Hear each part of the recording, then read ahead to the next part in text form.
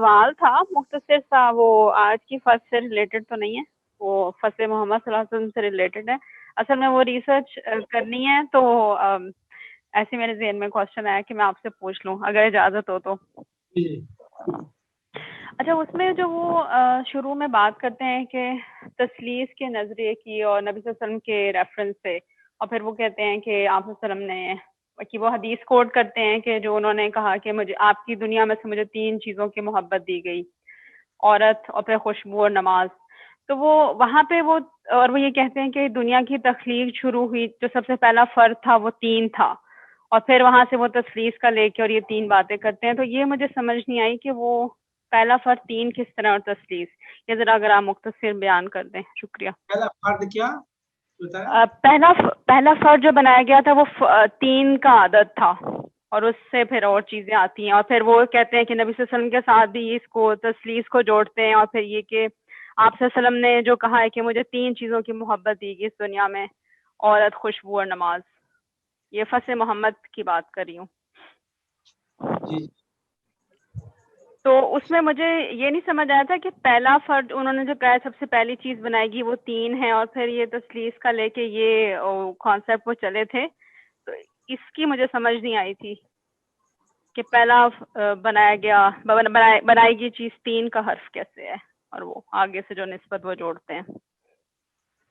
اچھا، یہ اس میں میرے خیال میں فصل محمدیہ میں ہے یہ بات. جی جی جی بالکل، وہ اس کا آغاز اسی سے کرتے ہیں. جی جی. تو البتہ ابن عربی کا ایک مخصوص نظریہ ہے جو سب سے جدا عورت کے بارے میں، اور یہ کہ یہ پھر عدد کے 3 عدد اور یہ کیوں اس طرح کہا گیا ہے. وہ عورت کو یہ لیتے ہیں کہ مرحلہ تخلیق میں جب وہ خلقت ہوتی ہے، چاہے مقام علم میں چاہے مقام عین، یعنی مرتبہ علم اور عین دونوں میں وہ جو مرکز ہے وہ عورت ہے. تو اس میں وہ پھر لے آتے ہیں، البتہ اس میں بحث کے پیغمبر کے بارے میں کہ اگر پیغمبر نہ ہوتے تو میں افلاک کو خلق نہ کرتا، اور اگر فاطمہ نہ ہوتی تو میں محمد کو بھی خلق نہ کرتا.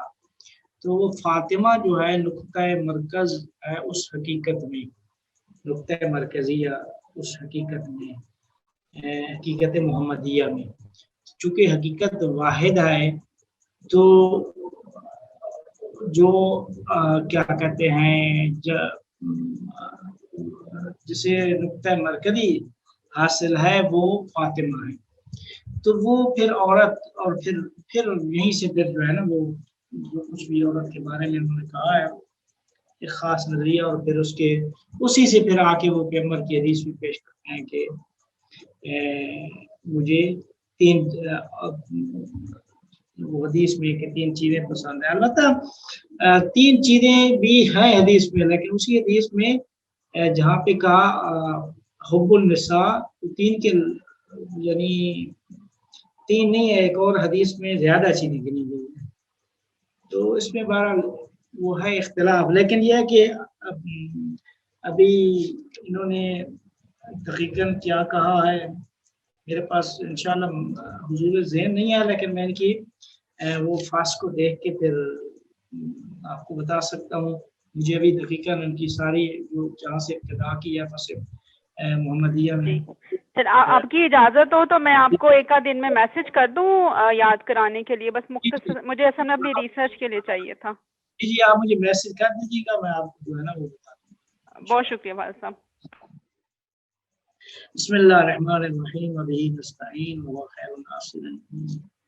فصل حکمت روحیت فی کلمت یعقوبیہ. یہ فصل میرے خیال میں 8ویں فصل ہے. یہ حضرت یعقوب علیہ السلام کے بارے میں ہے. اس کو ابن عربی نے لکھا ہے فصل حکمت روحیہ، حکمت روحیہ کے نام سے موسوم کیا ہے. हिकमत रूहिया कहकर यहाँ पे फिर बहस लेके आए कि रूह राहत से आए, तो फिर रूह की बहस होती है, और फिर रूह से ही वो इताअत की बहस और यहीं से दीन की बहस लेके आते हैं, और दीन के फिर मुख्तलिफ मानी करते हैं, 3 मानी करते हैं। दीन क्या चीज है, दीन 3 किस्म के मानी वो करते हैं, और फिर उसी दीन के ऊपर और इसी चीज के ऊपर बहस करते हैं। तो यहाँ पे इस फर्श में जो कुछ बहस होगी वो एक तो दीन के मुख्तलिफ मानी है, उनके मुतालिक बहस होगी, फिर रूहानियत के बारे में भी बहस है, और इन सब से पहले रूह के बारे में, और रूह का इर्तिबात क्या है हज़रत याकूब अलैहिस्सलाम के साथ, इसमें वो बहस करेंगे। लेकिन इस बहस को पढ़ने से पहले हम हज़रत याकूब अलैहिस्सलाम का मुख्तसर ज़िंदगी नामा पेश करेंगे। तो हज़रत याकूब अलैहिस्सलाम एक पैगंबर थे जिनको अल्लाह ताला ने एक बुलंद मकाम अता किया था, और कुरान में जिनका तज़किरा कई बार हुआ है, और जिनकी बेटों की दास्तान और ख़ुद अपनी दास्तान कई बार कुरान मजीद में अल्लाह ताला ने जिक्र किया है। बहरहाल उसको भी हम बयान करते हैं कि वो किस तरह हुआ है। तो हज़रत याकूब अलैहिस्सलाम, इनका दूसरा नाम इसराइल भी है। इसराइल का माना होता है पेरूज या खालिस, खालिस आदमी, या पेरूज यानी कामयाब, पेरूजी या खालिस यानी कामयाबी या खालिस, ये इसराइल के माना है। फरमाते हैं कि अल्लाह ताला ने इनका नाम कुरान में याकूब भी लिया है और इसराइल भी लिया है। तो ये हज़रत याकूब अलैहिस्सलाम हज़रत इसहाक अलैहिस्सलाम के फर्जंद थे। हज़रत इसहाक हज़रत इब्राहीम अलैहिस्सलाम के फर्जंद थे। तो ये उन अंबिया में से हैं जिनका तज़किरा कुरान मजीद में आया है, और जिनकी जो दास्तान मशहूर दास्तान है कि जिनके बेटों ने वो दरख्वास्त की थी अपने भाई से, जो माफ़ी के तलबगार हुए थे, तो वास्ता वालिद को करार दिया था, वो भी आगे चल के हम बयान करेंगे। तो फरमाते हैं कि इनकी जाए विलादत फ़लस्तीन में होती है, ये फ़लस्तीन में मुतवल्लिद हुए, और महल ज़िंदगी मिस्र का शहर किनान है, किनान में वहाँ पे रहायश इख्तियार की हज़रत याकूब अलैहिस्सलाम ने। और जहाँ पे मकबरा है, मकबरा अल खलील, फ़लस्तीन में मकबरा जहाँ पे विलादत हुई थी, मकबरा भी वहीं पे है। इनकी कौम का नाम बनी इसराइल है। ये हज़रत इसहाक के बाद और हज़रत यूसुफ अलैहिस्सलाम से पहले नबी थे। दीन वो तौहीद, वो खालिस इस्लाम, इन्न दीना इंदल्लाहिल इस्लाम वमन यब्तगि गैरल इस्लाम दीनन फलन युक़बल मिन्हु, जो भी इस्लाम के अलावा कोई और दीन को लेके आएगा तो उसे कबूल नहीं किया जाएगा। हज़रत याकूब अलैहिस्सलाम की उम्र कितनी थी? 147 साल। कुरान में हज़रत याकूब अलैहिस्सलाम का 16 मरतबा तज़किरा हुआ है। इनकी ज़िंदगी की मशहूर दास्तान, वो इनके बेटे हज़रत यूसुफ अलैहिस्सलाम को उनके भाइयों का कुएं में डाल देना, और फिर हज़रत याकूब अलैहिस्सलाम का उनके गम में नाबीना हो जाना, ये कुरान में मशहूर इनकी दास्तानें हैं। तो फरमाते हैं कि हज़रत याकूब अलैहिस्सलाम के बारे में ये भी जिक्र है कि इन्होंने, अलबत्ता वो एक नज़रिया है कि 2 बहनों से शादी की थी। इस्लाम से पहले एक ही वक्त में 2 बहनों से शादी हो सकती थी, लेकिन पैगंबर की शरीयत में एक ही इज्तिमा جم بین الاختین نہیں کر سکتے، یعنی دو بہنوں سے بیک وقت شادی نہیں ہو سکتی پیغمبر کی شریعت میں۔ تو انہوں نے کہتے ہیں کہ دو بہنوں سے شادی کی تھی۔ اب یہ شادی کا ان کا بھی ایک مشہور قصہ ہے، وہ ہم آگے چل کے بیان کریں گے۔ اچھا، ان کی شادی اپنے ماموں کی بیٹیوں سے ہوئی تھی۔ تو فرماتے ہیں کہ ان کی جتنی بھی بیویاں تھیں، کسی نے 6 بیویاں لکھی ہیں، تو 6 بیویوں میں سے 2 بیٹے ذکر کیے ہیں۔ تو جن میں حضرت بنیامین اور یوسف وہ ایک ہی بیوی سے تھے، وہ ان کی ماں ایک ہی تھی، باقی کیا کہتے ہیں دوسرے بھائیوں کی مائیں وہ مختلف تھیں۔ فرماتے ہیں کہ یوسف علیہ السلام کی اور بنیامین علیہ السلام کی والدہ کا نام راحیل تھا، راحیل۔ تو فرماتے ہیں کہ انہوں نے اپنے ماموں کی بیٹیوں سے شادی کی تھی، حضرت یعقوب علیہ السلام نے۔ تو فرماتے ہیں کہ البتہ کیا کہتے ہیں ان کو کیوں مصیبتوں میں مبتلا کر دیا گیا تھا، یہ بہت بڑی داستان ہے، اس کو میں آخر میں ذکر کروں گا کہ یعقوب علیہ السلام کو اللہ تعالیٰ نے ان مصائب میں کیوں ڈالا، مصائب اور ان مشکلات میں کیوں ڈالا۔ وہ ایک امتحان تھا۔ امتحان کیوں تھا کہ یہ ایک ترک اولا اور ایک ان کی بے توجہی ہوئی مخلوقات خدا کے بارے میں۔ اچھا، فرماتے ہیں کہ اس طرح تورات میں مختلف داستانیں حضرت یعقوب علیہ السلام کے بارے میں نقل ہوئی ہے۔ تو فرماتے ہیں کہ ایک داستان ان میں سے یہ ہے کہ فرشتہ الہی نے یعقوب علیہ السلام سے کشتی کھیلی تھی، صبح تک کشتی کھیلتے رہے، تو آپ فرشتے نے کہا مجھے اجازت دے، میں چلتا ہوں۔ تو پھر اس وقت حضرت یعقوب علیہ السلام نے فرمایا میں تمہیں اجازت نہیں دوں گا مگر یہ کہ آپ میرے لیے دعا کریں۔ تو فرشتہ الہی نے ان سے پوچھا تمہارا نام کیا ہے؟ تو انہوں نے فرمایا میرا نام یعقوب ہے۔ تو فرماتے ہیں کہ انہوں نے فرمایا میرا نام یعقوب ہے، اور فرشتے نے فرمایا کیونکہ تم انسانوں اور فرشتوں سے کشتی کھیل کے ان پہ غلبہ حاصل کرتے ہو، تو لہذا تمہارا نام یعقوب نہیں رہے گا بلکہ تمہیں اسرائیل نام سے بھی مخاطب کیا جائے گا۔ اچھا، یہ کیا کہتے ہیں اس جو کچھ تورات میں آیا ہے، اللہ تعالیٰ نے قرآن مجید میں جب حضرت اسحاق کے تولد ولادت کی بات کرتے ہیں یا یعقوب علیہ السلام کی بات کرتے ہیں، تو وہاں پہ 10 صورتوں میں 16 بار تذکرہ ہوا ہے حضرت یعقوب علیہ السلام کا۔ تو فرماتے ہیں 2 ایسی قرآن مجید کی صورتیں ہیں جن میں یعقوب علیہ السلام کو اسرائیل نام سے پکارا گیا ہے، وہ ایک سورہ آل عمران ہے اور دوسری سورہ مریم ہے۔ اور مفسرین نے لکھا ہے کہ یہ اسرائیل وہی یعقوب ہیں۔ کیونکہ اسرا عبد کو کہتے ہیں اور ایل کا معنی اللہ ہے، یعنی عبداللہ، اللہ کے بندے، اور یہ عبداللہ وہی یعقوب علیہ السلام ہے۔ تو پھر وہ داستان بھی قرآن میں ذکر ہے کہ جب وہ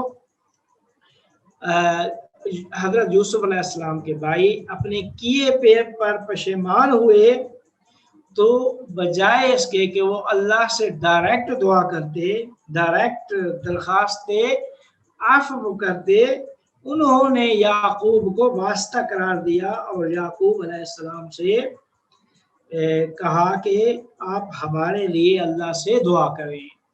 تو یہ کہتے ہیں یہ وہ دلیل ہے جو دیتے ہیں کہ اللہ سے جو ایک گروہ جو کہتا ہے مسلمانوں کا ڈائریکٹ مانگنا چاہیے، وہ وسیلہ دینا یا توسل جائز نہیں ہے۔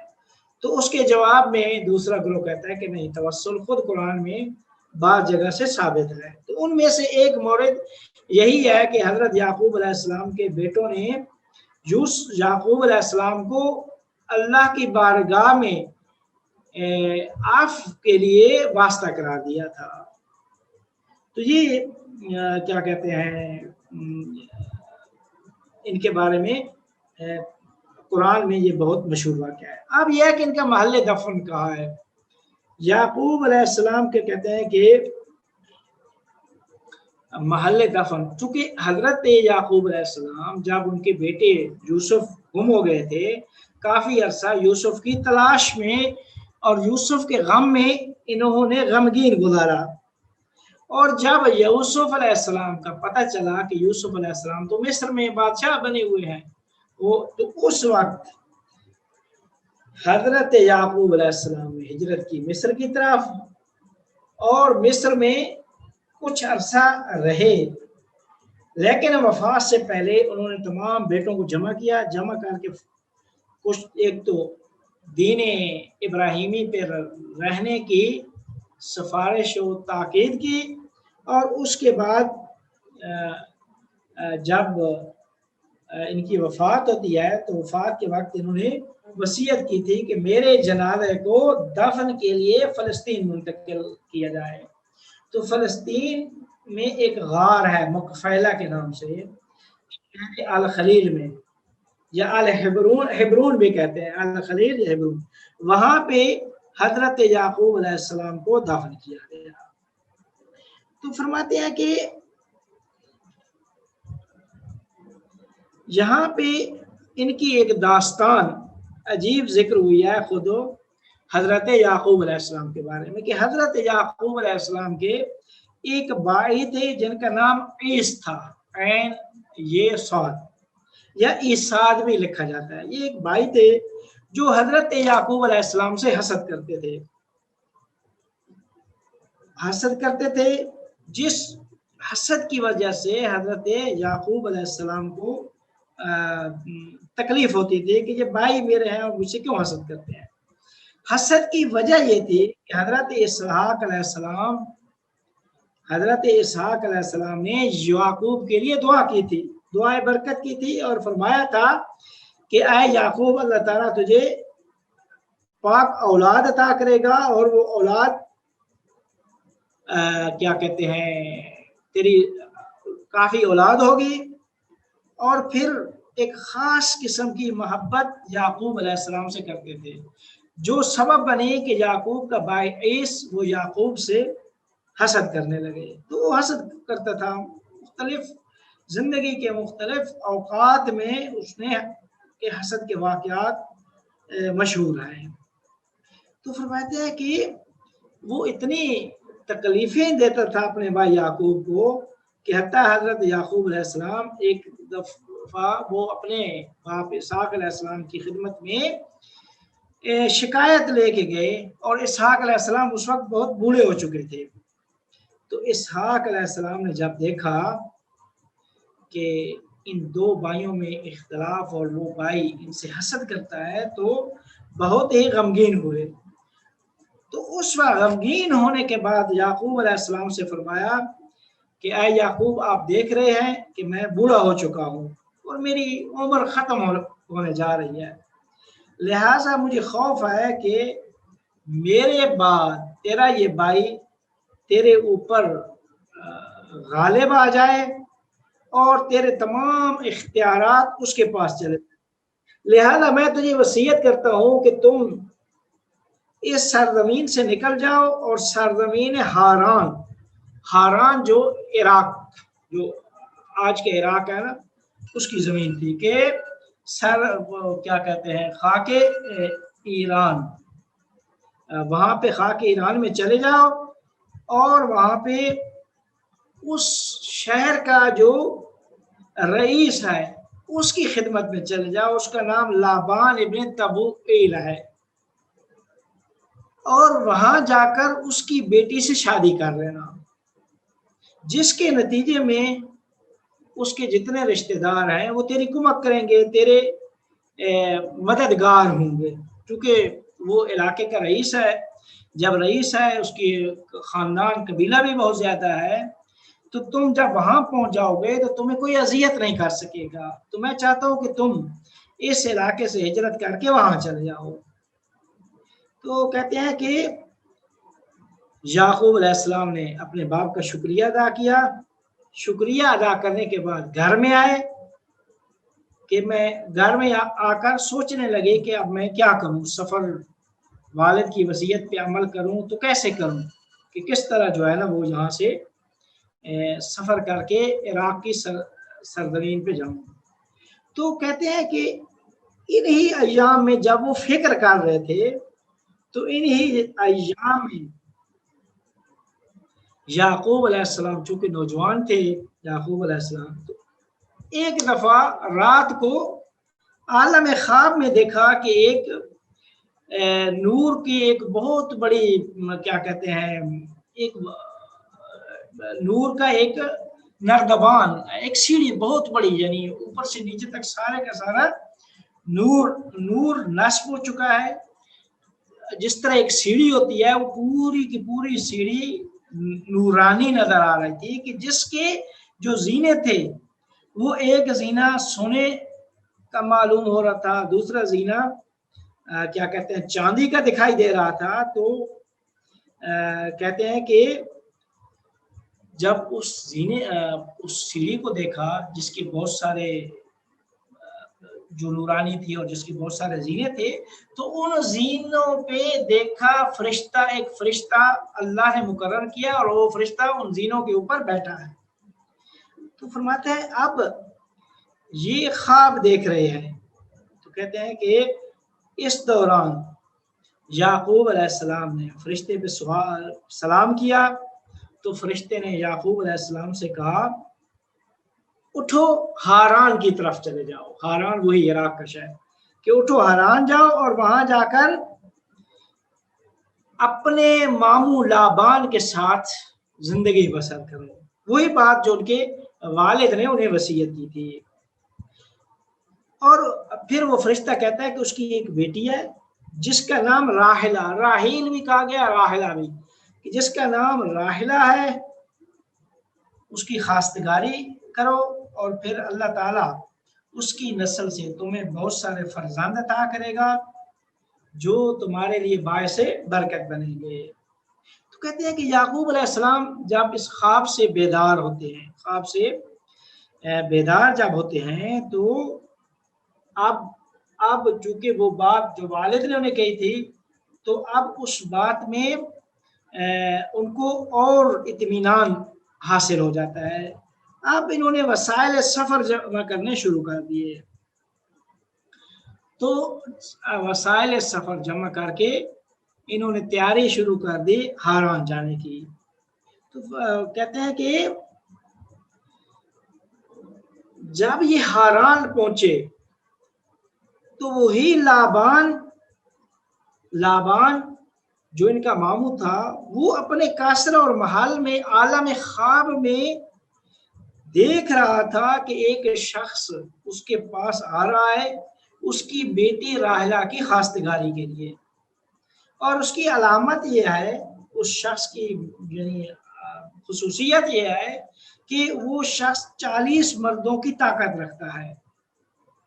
اور جب وہ کنویں کے پاس آتا ہے تو کنویں کے اوپر جو بڑا سا پتھر پڑا تھا اسے 40 بندے اٹھاتے تھے, تو وہ تنہا اور اکیلا جا کے اسے اٹھاتا ہے. تو کہتے ہیں کہ انہی ایام میں سے خواب دیکھا تو دوسرے دن لابان کیا دیکھتا ہے, اپنی قصر کے میں جب باہر آتا ہے تو اسی قصر میں دیکھتا ہے ایک شخص ہے جو کنویں کے سامنے کھڑا ہے, اور اللہ تعالیٰ کو عظمت سے یاد کر رہا ہے, اور وہ جو اس کے اوپر بڑا پتھر پڑا تھا اس پتھر کو اٹھا رہا ہے, اٹھا کر اس سے پانی پی رہا ہے. یعنی وہ جو برتن ڈالتا ہے اس کنویں میں, کنویں سے وہ پانی لے لیتا ہے. فرماتے ہیں کہ لابان یا اس شخص کے پاس آ جاتا ہے. وہ شخص حضرت یعقوب ہوتے ہیں. تو یعقوب علیہ السلام کے پاس آ کے اسے خوش آمدید کہتا ہے اور اپنے محل میں لے جاتا ہے. محل میں لے جانے کے بعد اس کا استقبال اور مہمان نوازی کرتا ہے اور پھر 200 گوسفند اور 40 گائے حضرت یعقوب علیہ السلام کو ہدیہ کرتا ہے. 200 گوسفند اور 40 گائے حضرت یعقوب علیہ السلام کو ہدیہ کرتا ہے. تو کہتے ہیں کہ البتہ بعض تاریخوں کی مورخین نے تو کچھ اس طرح لکھا ہے کہ یعقوب نے لابان کی ایک بیٹی سے شادی کی تھی اور اسی ایک بیٹی سے 2 بیٹے پیدا ہوئے. اسی راحلہ سے ایک یوسف اور ایک بنیامین پیدا ہوئے. تو کہتے ہیں کہ 2 بیٹے اس سے پیدا ہوئے. اسی طریقے سے 6 شادیاں کی, 2 بیٹے ہر بیوی سے اللہ نے انہیں عطا کیے, تو ٹوٹل ان کے 12 بیٹے ہو جاتے ہیں. تو فرماتے ہیں کہ اسی ترتیب سے یہ بعض تاریخ والوں نے لکھا ہے. اور جب یوسف علیہ السلام پیدا ہوتے ہیں تو ان کے پیدا ہونے کے بعد ان کی جو والدہ ہے راحلہ وہ اس دنیا سے چلی جاتی ہے. تو لہذا بعض تواریخ کی نگاہ میں حضرت یعقوب علیہ السلام کی 6 بیویوں میں سے 12 بیٹے تھے, 2 بیٹے ہر بیوی سے تھے. البتہ یہ تاریخ انبیاء میں بعض لوگوں نے بعض مورخین نے اس طرح لکھا ہے. تو فرماتے ہیں کہ لیکن بعض دوسری تاریخ کو ہم جب دیکھتے ہیں تو اس میں کچھ اس طرح ملتا ہے کہ یعقوب علیہ السلام نے راحلہ سے ازدواج کیا, شادی کی. وہ راحلہ جو لابان کی بیٹی تھی, ان کے ماموں کی بیٹی, اس سے شادی کی. پھر اس کے بعد اس کی بہن لیا سے شادی کی. اور چونکہ اس زمانے کی شریعت کے مطابق 2 بہنوں سے ایک ہی وقت میں شادی ہو سکتی تھی, اس کو کہتے ہیں فقہ میں جمع بین الاختین. تو اس زمانے میں جمع بین الاختین جائز تھا. ہماری شریعت میں قرآن میں آ کے اللہ نے جمع بین الاختین پہ پابندی لگا دی کہ جمع بین الاختین جائز نہیں ہے. کہتے ہیں زیادہ جو نظریہ ہے مورخین کا وہ یہ کچھ اس طرح ہے کہ نہیں, یعقوب علیہ السلام نے لابان کی 2 بیٹیوں سے شادی کی تھی, یعنی 2 بہنوں سے. تو کہتے ہیں کہ 2 بہنوں سے شادی کی, 2 بہنوں سے. پھر لابان نے اپنی ہر بیٹی کو 2 بیٹیوں میں سے ہر ایک کو کنیز عطا کی. تو اس طریقے سے کہتے ہیں کہ ان 2 بیٹیوں کو 2 کنیزیں عطا ہوئی. ان کنیزوں کے نام تھے زلفا اور بلہا. تو ان بیویوں نے 2 کنیزیں بھی یعقوب کو بخش دی, ہدیہ کر دی, گفٹ انہوں نے دی. تو اس طرح کہتے ہیں کہ یعقوب علیہ السلام کی 4 بیویاں ہوئی. ان 4 بیویوں میں سے 12 بیٹے پیدا ہوئے. پس ایک تاریخ میں 6 بیویاں اور 2 لابان کی بیٹیاں تھیں. ایک لابان کی بیٹی راحلہ تھی, اس میں 2 بیٹے پیدا ہوئے, یعقوب اور یوسف. باقی 5 دوسری بیویوں میں 2 بیٹے پیدا ہوئے. تو ٹوٹل 12 بیٹے اس طرح ہو گئے. لیکن جو زیادہ مشہور نظریہ ہے وہ کچھ اس طرح ہے کہ نہیں, اور بیویاں نہیں تھی, یہی لابان کی 2 بیٹیوں سے شادی کی تھی, ایک لیا اور ایک راحلہ. ان سے شادی ہوئی. ان 2 کو یعقوب علیہ السلام نے ایک کنیز دی تھی. تو وہ انہوں نے اپنی کنیزیں بھی یعقوب کو ہدیہ کر دی. تو اس طریقے سے یعقوب علیہ السلام کی 2 بیویاں اور 2 یہ کنیزیں, ان 4 سے 12 بیٹے پیدا ہوئے. یہ ایک مشہور جو نظریہ ہے وہ کچھ اس طرح. اچھا, ان کے نام کیا تھے یعقوب علیہ السلام کے بیٹوں کے نام؟ وہ بھی تاریخوں میں ذکر ہوئے ہیں. راوبین, شمعون, لاوی, یہودا, यसाकर, ज़बूलून, यूसुफ, बिन्यामीन, दान, तफ्ताली, जाद और अशीर। तो फरमाते हैं कि और फिर यूसुफ व बिन्यामीन, जो अपने एक ही माँ से एक नजरिए की बुनियाद पर, वो जो राहिला या राहिल, ये दो नाम इनकी वालदा के जिक्र हुए हैं। तो फरमाते हैं कि हजरत याकूब अलैहिस्सलाम ने मिस्र में, जब यूसुफ अलैहिस्सलाम के वाक़े के बाद जब पता चला कि यूसुफ अलैहिस्सलाम मिस्र में आए, तो मिस्र में हिजरत करके आ जाती है। वहाँ मिस्र में आके इन्होंने अपनी सारी ज़िंदगी मिस्र में ही गुजारी। वफात के वक्त इन्होंने कहा कि मुझे फ़लस्तीन जो है ना मुंतकिल कर दिया जाए। तो फरमाते हैं कि याकूब अलैहिस्सलाम एक मेहनती काम करने वाले आदमी थे, तो लिहाजा अपने बेटों को उन्होंने तौहीदी तालीमात से आरास्ता किया था, और आरास्ता करने के बाद सबके से ये नसीहत की थी सबको कि काम काम और काम, मेहनत करें यानी काम करें। तो कहते हैं कि खुद उन्होंने भी पूरी अपनी ज़िंदगी में काम ही किया था। तो वो किशावर्दी करते थे, ज़राअत ये उनका शोबा था। तो हज़रत याकूब सुबह से शाम तक अपना काम ही करते थे, और इस काम के दौरान यूसुफ अलैहिस्सलाम की तलाश भी जारी थी, और इतना अरसा यूसुफ अलैहिस्सलाम की तलाश में इन्होंने गुजार दिए थे।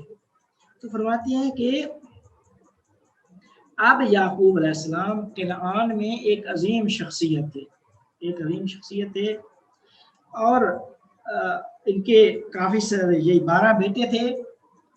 फिर इनकी जो खसूसियत जिक्र हुई है, जो आखिरी बात इनकी जो जिक्र हुई है, वो ये है कि जिससे वो तर्क औला हुआ है, और अल्लाह ने याकूब अलैहिस्सलाम को मुख्तलिफ मसाइब और इम्तिहानात में मुब्तला कर दिया था। कहते हैं कि ये अलबत्ता ये चीज़ इमाम ज़ैनुल आबिदीन से भी जिक्र है, और अबू हमदा सुमारी से भी ये चीज़ें क्या कहते हैं जिक्र है। वो आगे चल के मैं आपको बताता हूँ कि याकूब अलैहिस्सलाम, इमाम सज्जाद अलैहिस्सलाम ने क्या फरमाया था अपने सहाबी से। अच्छा, फरमाते हैं कि इनका काम ये था कि ये जो फुकरा थे, फुकरा की मदद करते थे। फुकरा को खाना खिलाते थे, मेहमान नवाज थे। याकूब अलैहिस्सलाम की खुसूसियत ये थी, मेहमान नवाज थे। कहते हैं कि हर रोज एक गोश्तफान ज़बह करते थे, हर रोज एक गोश्तफान ज़बह करते थे, उसका खाना बनाते थे। वो खाना एक हिस्सा अपने और अपने अहलो अयाल के लिए, बाकी फुकरा में तकसीम कर देते थे। बाकी फुकरा में खाना बना के तकसीम करके, दस्तरखान, बड़ा सा दस्तरखान लगता था इनके घर में। तो कहते हैं कि याकूब अलैहिस्सलाम अल्लाह ताला की इबादत, बुजुर्गवारी और लोगों के अमूर, लोगों के हाजात पे रसीदगी करने की वजह से लोगों और मुआशरे के अंदर मोरद एहतराम थे। लोग इनका एहतराम करते थे। अल्लाह की वो है ना, जो अपना नफ्स मारता है, यानी अपने रूह को आली मुताली कर देता है, तो अल्लाह ताला लोगों के आंखों में उसकी इज्जत डाल देता है, लोगों की आंखों में उसे अजीम बना देता है। तो हजरत याकूब अलैहिस्सलाम चूँकि अल्लाह की इतनी इबादत करते थे, अल्लाह की इबादत करते थे, और साथ साथ अल्लाह की मखलूक़ात पे तवज्जो करते थे, तो इन उमूर की वजह से लोगों के अंदर एक ख़ास मकाम व मर्तबा रखते थे। लोगों की निगाहों में एक अजीम शख्सियत करार पाए थे।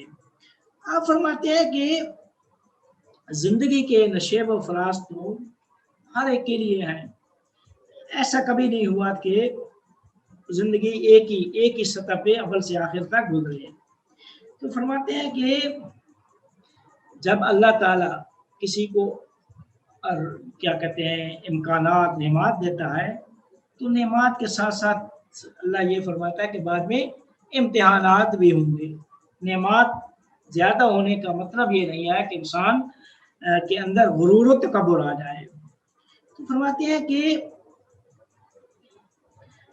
اب یعقوب علیہ السلام اتنی عظیم اور اللہ کے اتنے صالح بندے تھے، ایک چھوٹی سی غلطی ہوئی ان سے، اس چھوٹی سی غلطی کے نتیجے میں اس کسی علم کلام میں ترک اولا کہتے ہیں، اس ترک اولا کی وجہ سے اللہ نے ان کی زندگی میں ایک دو ایسی داستانیں رکھ دیں کہ جس کو قرآن مجید میں مختلف مقامات پہ بیان کیا گیا.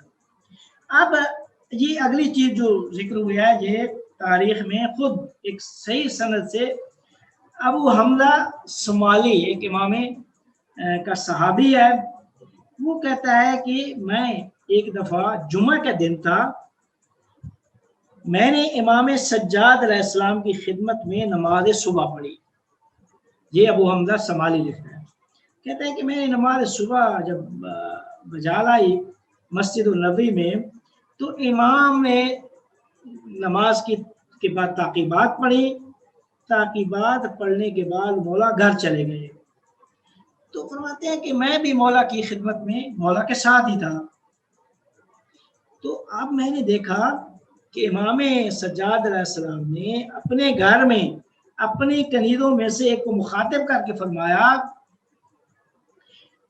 کہ خبردار اس چیز پہ آپ کی توجہ ہونی چاہیے کہ جو بھی سائل ہمارے گھر کے آگے سے گزرے وہ بھوکا ہو کر یہاں سے نہ جائے. اس سائل کو ہر حال میں خوراک غذا ملنی چاہیے. اور خاص کر جمعے کا دن جو تھا، جمعے کے دن تو بہت زیادہ کیا کہتے ہیں ان کے گھر میں فقراء کے لیے بندوبست ہوتا تھا. تو مولا نے فرمایا خاص کر آج جمعے کا دن ہے، تو لہذا کنیز سے کہا کہ جو بھی یہاں سے فقیر گزرے تو فقیر کوئی ایسا فقیر نہ ہو کہ جہاں سے گزر جائے اور وہ بھوکا ہو. تو فرماتے ہیں کہ یہ بات جب انہوں نے کہی تو میں نے امام سجاد علیہ السلام سے کہا کہ مولا اس طرح بات نہیں ہے کہ جو بھی سوال کرے وہ مستحق ہو، ہر سائل مستحق نہیں ہوتا. تو آپ کنیز سے کیوں فرما رہے ہیں کہ جو بھی سائل آئے تو اس کو آپ بغیر کھانے کے نہ جانے دیں، ہر سائل تو مستحق نہیں ہوتا. تو امام فرماتے ہیں کہ مجھے خوف ہے اس بات کا کہ بعض سائل مستحق ہوں اور ہم انہیں کھانا نہ کھلا سکیں یا کھانا نہ دے سکیں اور وہ چلے جائیں ہمارے گھر سے. تو اس وقت ہمارے اوپر وہ بلا نازل ہوگی جو اللہ نے حضرت یعقوب اور آل یعقوب پہ نازل کی تھی، حضرت یعقوب اور آل یعقوب پہ نازل کی تھی.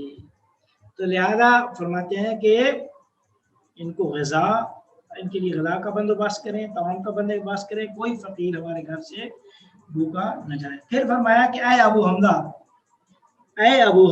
حمزہ سے مخاطب ہو کر فرمایا کہ حضرت یعقوب علیہ السلام ہر روز ایک گوسفند کو ذبح کرتے تھے، ان میں سے کچھ صدقہ دیتے تھے اور کچھ اپنے اہل و عیال کے لیے رکھ لیتے تھے، یہاں تک کہ ایک رات شب جمعہ آئی. شب جمعہ کی جو پتہ ہے کہ حدیث میں بہت فضیلت ہے جمعہ کی رات کی اور جمعے کے دن کی.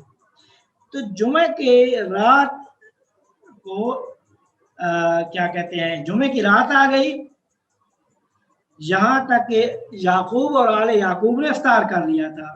کہتے ہیں جب افطار کر رہے تھے تو ایک سائل آیا، سائل مسافر تھا، غریب تھا، مومن تھا. اس نے آ کے دروازے پہ آواز لگائی، لیکن حضرت یعقوب اور آل یعقوب چونکہ افطار روزہ تھا اس دن ان کا اور روزہ کو افطار میں مشغول تھے، تو انہوں نے ان کی آواز، اس فقیر کی آواز نہ سن سکے، سائل کی آواز ان کے کانوں تک نہیں پڑی. تو فرماتے ہیں کہ وہ صدا آواز لگاتا رہا کہ میں مسافر ہوں، غریب ہوں، اپنی اضافی غذا سے مجھے سیر کریں. لیکن یعقوب اور آل یعقوب نے، اچھا امام فرماتے ہیں کہ انہوں نے ان کی آواز کو سنیا، سن کے کہا چونکہ ہم اسے نہیں پہچانتے ہیں لہذا اس پہ اعتماد نہیں کیا اور افطار کرتے رہے۔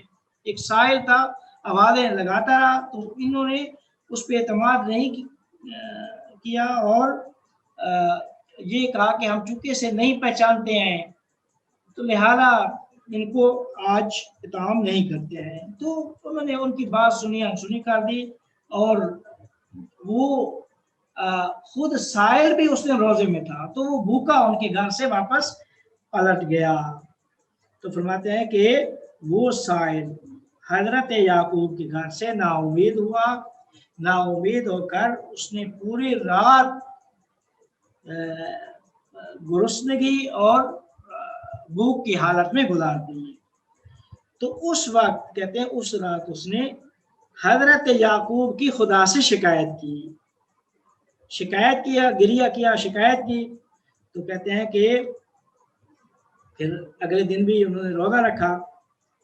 تو فرماتے ہیں کہ یعقوب علیہ السلام اور ان کی آل جب صبح بیدار ہوتی ہے تو ان کے پاس غذا بھی باقی تھی، کھانا باقی تھا، لیکن چونکہ اسے پہچان کے نہیں دیا تھا تو اللہ تعالیٰ نے یعقوب علیہ السلام پہ وحی نازل کی، وحی نازل کر کے فرمایا کہ اے یعقوب تو نے ہمارے بندے کو اپنے گھر سے نا امید پلٹایا ہے، لہذا ہمارے غضب کا انتظار کریں اور مستحق کے تعذیب ہوئے۔ اللہ نے ان کو اس بے توجہی کی وجہ سے مختلف آلام، مصائب اور مشکلات اور امتحانات میں گرفتار کر دیا۔ تو پہلا وہ واقعہ وہی پیش آیا کہ وہی کے بیٹوں کا واقعہ، یعقوب علیہ السلام گم ہو گئے، پوری زندگی جو ہے نا یعقوب علیہ السلام کی اس میں روتے رہے، جب آخر میں پھر جا کے جو ہے نا وہ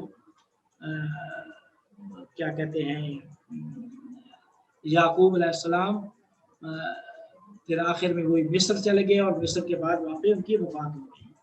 تو اس وقت اللہ نے فرمایا کہ اے یعقوب، میرے محبوب پیغمبروں میں سے محبوب ترین شخص وہ ہے جو میرے مساکین اور غریب بندوں پہ رحم کرتا ہے اور جو میرے بندوں کو طعام دیتا ہے، کھانا کھلاتا ہے۔ تو نے میرے بندے زمیال، اس بندے کا نام تھا زمیال، اس پہ رحم نہیں کیا، لہذا اب میری عقوبت، میری کیا کہتے ہیں اس قضا جو فیصلہ ہوگا تمہارے حق میں اس کا انتظار کریں، اور میں تم کو مصیبتوں میں صبر کی تلقین کرتا ہوں۔ تو کہتے ہیں کہ اسی رات یعقوب اور چونکہ یعقوب اور ان کے بیٹے کھانا کھا کے سوئے اور وہ زمیال بھوکا سویا تھا، تو یوسف علیہ السلام نے اسی رات خواب میں دیکھا۔ خواب میں کیا دیکھا کہ 11 ستارے آفتاب و مہتاب اسے سجدہ کر رہے ہیں۔ جب صبح ہوئی تو یوسف علیہ السلام نے اپنا خواب اپنے والد کے لیے نقل کیا، تو یعقوب علیہ السلام نے اس تعبیر میں اس خواب کی تعبیر میں اس وحی کو اضافہ کیا، وحی کو ساتھ میں لایا جو اللہ نے وحی کی تھی۔ تو اب یعقوب کو پتہ چل گیا کہ اب یہ مصائب و مشکلات میرا انتظار کر رہی ہے۔ تو کہتے ہیں کہ یہاں تک کہ ان کے پھر بھائیوں کا مسئلہ پیش آ گیا، وہ آپس میں اختلاف ہوا، یعقوب علیہ السلام کی وہ داستان، وہ سارا جو واقعہ ہے کہ یوسف کو کنویں میں ڈال دیا، پھر یوسف مصر میں منتقل ہوئے، پھر مصر میں یہ بھی پھر وہیں پہ چلے گئے تھے۔ تو فرماتے ہیں کہ حضرت یعقوب علیہ السلام کی پایان عمر، آخری عمر کا اختتام، کہتے ہیں کہ یعقوب علیہ السلام 147 یا 170 سال کی عمر میں وفات ہوتی ہے۔ تو کنعان میں چند سال گزارے، پھر ہاران میں چلے گئے اور پھر بعد میں دوبارہ کنعان میں واپس پلٹے۔ تو کہتے ہیں کہ وہیں پہ پھر مصر میں وفات ہوتی ہے، وفات کے بعد ان کو منتقل کر دیا جاتا ہے دوبارہ کنعان اپنی اس فلسطین میں. تو فرماتے ہیں کہ 17 سال مصر میں رہے، 17 سال یوسف علیہ السلام کے ساتھ مصر میں رہے. وفات کے وقت تمام بیٹوں کو انہوں نے طلب کیا، تمام بیٹوں کو طلب کرنے کے بعد ان کو دینداری، صداقت اور اللہ کے ذکر کی وصیت کی. پھر اس دنیا سے چلے گئے اور ساتھ یہ بھی وصیت کر کے گئے کہ میرے جنازے کو میرے اپنے آباء و اجداد، ماں باپ کے ساتھ میری میت کو دفن کرنا. اور وہ کہاں پہ ہے؟ وہ سرزمین فلسطین میں، وہ شہر خلیل میں ان کو دفن کیا گیا. تو فرماتے ہیں کہ یوسف علیہ السلام جو کہ مصر میں وہ عزیز مصر تھے، تو انہوں نے اس وقت کے جو ڈاکٹر تھے ان کو مشورہ ان سے کہا کہ آرڈر دیا کہ آپ میرے بابا کے پیکر کو، میت کو وہ ایک موم یعنی وہ کچھ کیا کہتے ہیں میت پہ جو کچھ ایک دارو لگایا جاتا ہے کہ جو مثلا کیونکہ سفر کافی کرنا تھا تو اس وجہ سے یہ بات ایک ذکر ہوئی، اگرچہ وہ اللہ کے نبی تھے ان کو ہونا تو کچھ نہیں تھا، لیکن بہرحال کتابوں میں یہ چیز نقل ہوئی ہے. تو فرماتے ہیں کہ اب ان کو دفن کیا گیا حضرت ابراہیم علیہ السلام کے حرم میں، شہر ہبرون میں، جہاں پہ ابراہیم دفن ہے، حضرت سارہ دفن ہے، حضرت رفقہ، اسحاق، یعقوب. تو یہ ایک واقعہ تھا ان کی زندگی کا کہ کس طرح ان کو اللہ نے مختلف مصائب میں، مختلف امتحانات اور مشکلات میں مبتلا کیا تھا. یہ البتہ اس کے یہ واقعہ تاریخ کی مختلف کتابوں میں ذکر ہوا ہے، خاص کر تاریخ الانبیاء، قصص الانبیاء میں عبد الوہاب نجار نے اس کو ذکر کیا، یہ مشہور واقعہ انہیں سے ہے. اور پھر المعارف ابن قتیبہ میں بھی یہ چیز ذکر ہے جو ابھی میں نے آپ کے سامنے پیش کیا. تو یہ حضرت یعقوب علیہ السلام کی زندگی کا ایک مختصر سا ایک زندگی نامہ تھا. انشاءاللہ اگلی اس میں فصل یعقوبیہ میں جو کچھ آیا ہے اس کا ارتباط یعقوب سے کس طرح ہے، روح کو کس طرح ابن عربی نے مرتبط کیا ہے، اور پھر اسی سے دین کی بحث کس طرح انہوں نے چھیڑی ہے اور دین کے کچھ معنی کیے ہیں، وہ انشاءاللہ اگلی اس میں بیان کریں گے. جی آپ کسی کا سوال؟ السلام علیکم آغا. یہ جو آپ نے فرمایا کہ اللہ نے ان پہ غضب اس وجہ سے کہ ان کو یوسف چھین گئے اس لیے کیونکہ انہوں نے سائل کا سوال سے ایک طرح سے انکار کر دیا، یہ روایت قرآن میں تو نہیں ہے، تو کہاں پر ہے یہ روایت؟ دیکھیں یہ قصص الانبیاء میں ہے، یہ کہاں سے ہے؟ یہ قصص الانبیاء میں، تاریخ انبیاء قصص الانبیاء میں یہ ذکر ہے، قصص الانبیاء میں ذکر ہے. اور کیا کہتے ہیں یہ میں آپ کو بتاتا ہوں کہ جو امام سجاد علیہ السلام نے جو کچھ کہا ان کے بارے میں وہ بھی آپ کو بتاتا ہوں. امام ابو حمزہ الصومالی کا جو واقعہ ہے وہ روایت آپ نے جی وہ بھی آپ وہ بھی اسی کتاب میں انہوں نے ذکر کیا ہے. قصص الانبیاء میں بھی ذکر ہے، کیا کہتے ہیں جو عبد الوہاب نجار نے لکھی ہے.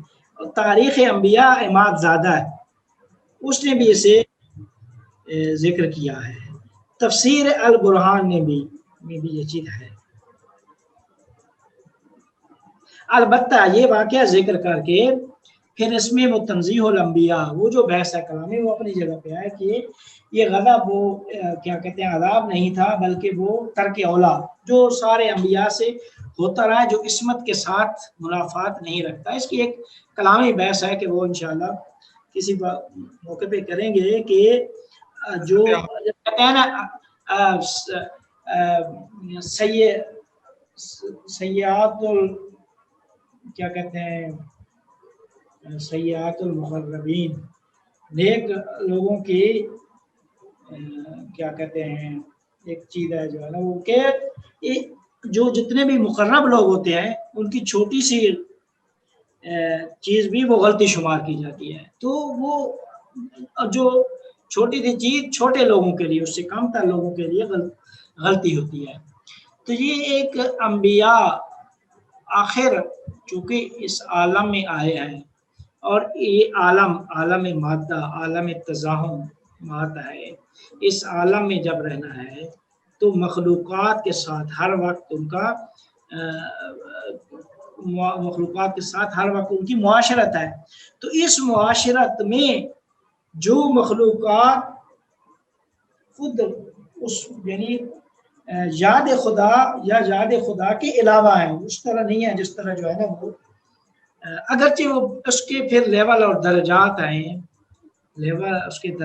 ہیں کہ ہر نبی جو مخلوقات کے ساتھ بھی جب کلام کر رہا ہوتا ہے تو اس وقت بھی اللہ سے غافل نہیں ہوتا. تو لیکن اور عرفان میں اس کو بھی غفلت کہا جاتا ہے. اسی کو کہتے ہیں کہ یہی غفلت سبب بنتی ہے کہ انبیاء نے قرآن میں اپنے لیے فرمایا ربنا ظلمنا انفسنا. وہ جو جہاں پہ بھی استغفار کیا مقرب لوگوں نے وہ اسی جہت کو مد نظر رکھ کر کیا، وگرنہ یہ وہ چیز نہیں ہے کہ جو عصمت کی منافی ہو. انبیاء معصوم ہے، اس میں کوئی شک نہیں ہے.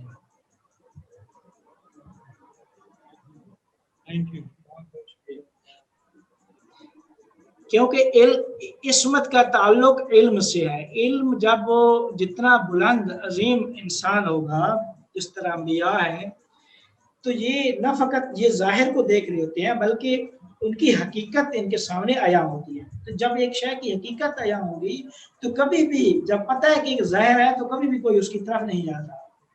تو لہذا یہ ان کی عصمت کا سبب بھی وہ ان کا علم ہے. وہ علم ہے جو سبب و علت بنتا ہے کہ وہ معصوم ہے. آغا میرا ایک سوال تھا کہ حضرت یعقوب علیہ السلام آپ نے کہا کہ وہ اللہ کی عبادت کرتے تھے اور وہ بہت سخی تھے اور وہ کھانا کھلاتے تھے، تو ان کو تبلیغ کا حکم نہیں تھا جیسے انبیاء کو ہوتا ہے؟ مطلب ہر ایک کی نبوت فرق ہے، تو ان پہ کیا ذمہ داریاں تھیں؟ دیکھیں تبلیغ کا یہ حکم تھا، یہ اس میں لوگوں سخاوت میں ہی مہمان نوازی میں ہی لوگوں کو تبلیغ کرتے تھے، اس دین ابراہیمی کی تبلیغ کرتے تھے سب. اچھا ٹھیک، لیکن دین ابراہیمی کی کرتے تھے، خیر ان کا الگ سے کوئی صحیفہ اور وہ نہیں تھا. اپنی کوئی شریعت. ٹھیک، جزاک اللہ.